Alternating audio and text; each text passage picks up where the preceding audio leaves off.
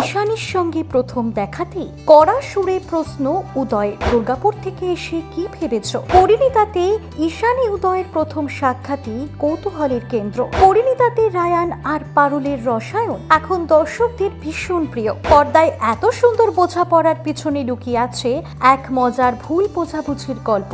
সম্প্রতি সেই প্রথম দিনের স্মৃতি শেয়ার করলেন ঈশানী। সেদিন ছিল তার প্রথম লুক সেট, নতুন সিরিয়াল, তার উপর হিরোর পাশে দাঁড়িয়ে ছবি তোলা। সব মিলিয়ে তিনি বেশ নার্ভাস। ঠিক তখনই ক্যান্ডিড ছবি তোলার জন্য বলা হয় একে অপরের সঙ্গে বিভিন্ন ইমোশনে কথা বলতে। ইনস্ট্রাকশন পেতেই উদয় প্রতাপ সিং একটু ভাব নিয়ে বলে ওঠেন, দুর্গাপুর থেকে সে কি ভাবছো, বিরাট কিছু করে নেবে? এই কথা শুনেই নাকি ঈশানীর মাথায় আকাশ ভেঙে পড়ার জোগাড়। তিনি ভেবেছিলেন হয়তো সিনিয়র বলে উদয় তাকে ভয় দেখাচ্ছেন। সেই ভয় এতটাই ছিল যে শুটিং এর প্রথম 1 মাস নাকি তার সঙ্গে কথা বলার সাহসী পাননি ঈশানী।